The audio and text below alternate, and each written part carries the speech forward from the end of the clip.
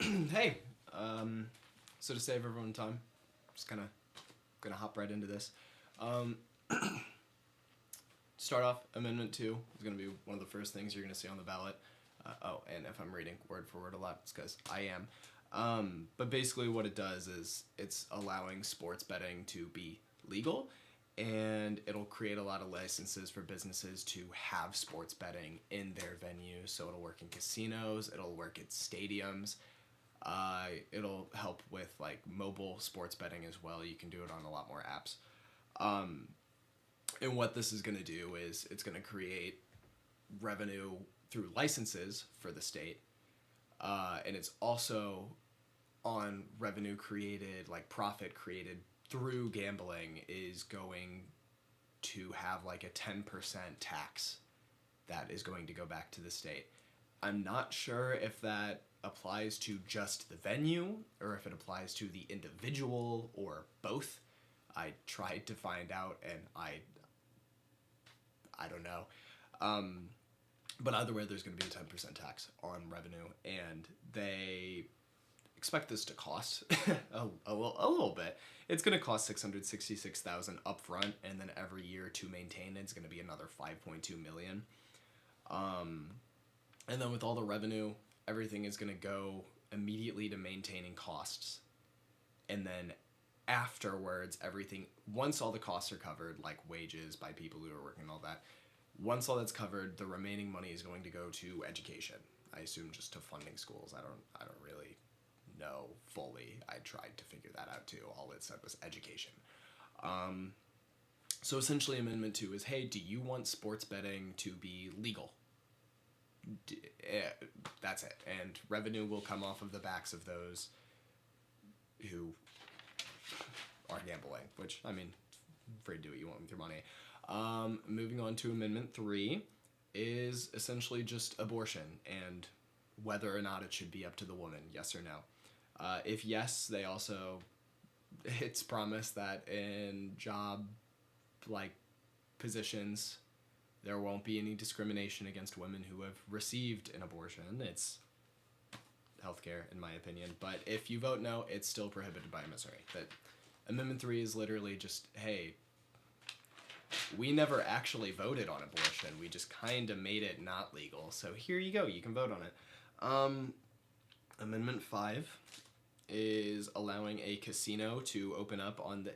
Is it Osage or Osage? I'm not sure. I'm going to say Osage. Allow a casino to open up on the Osage River between the Missouri River and Bagnell Dam. I don't live over there, so I don't really know what's going on over there. I don't know if this is a big deal. But essentially, the revenue of the license being sold will go... or the license to make a casino, so they have to sell a license to a company to make the casino, and then they have to make the casino.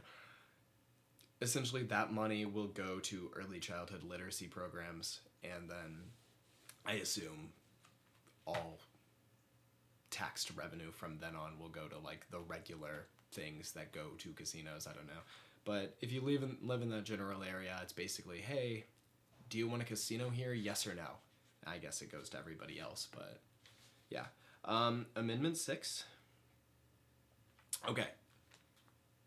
Full discretion. Amendment 6 took me a while to figure out what the fuck was going on. Sorry, pardon my language. And I don't particularly like it, but I'm still going to talk about it anyways.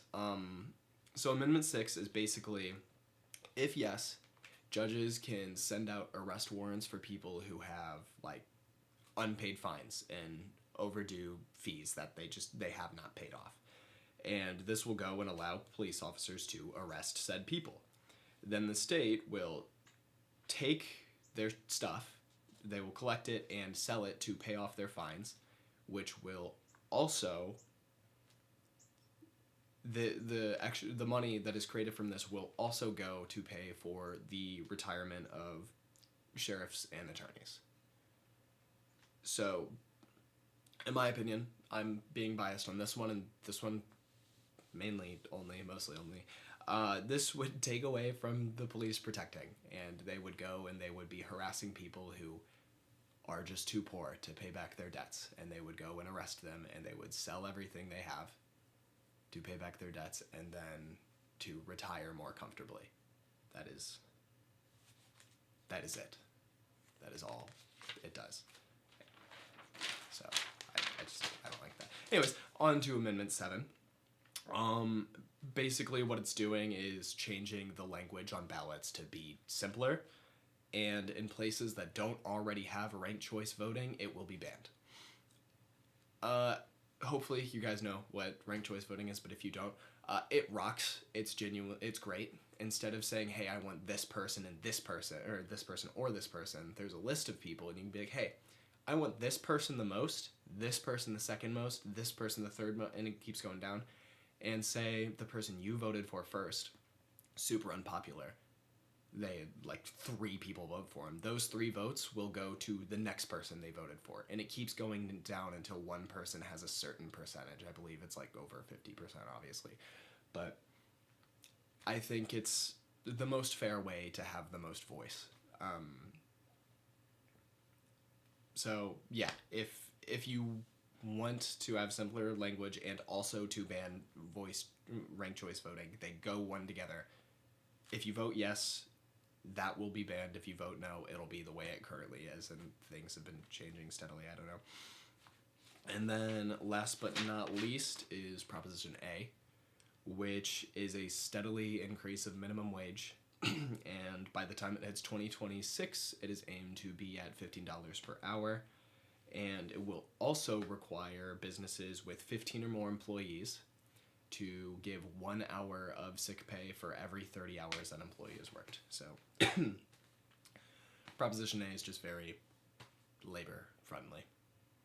But yeah, that's all. I don't really know the people that we're voting for at the election. I haven't looked into it yet, but I figured it was important to know those that we were voting for. So have a great day. Thank you.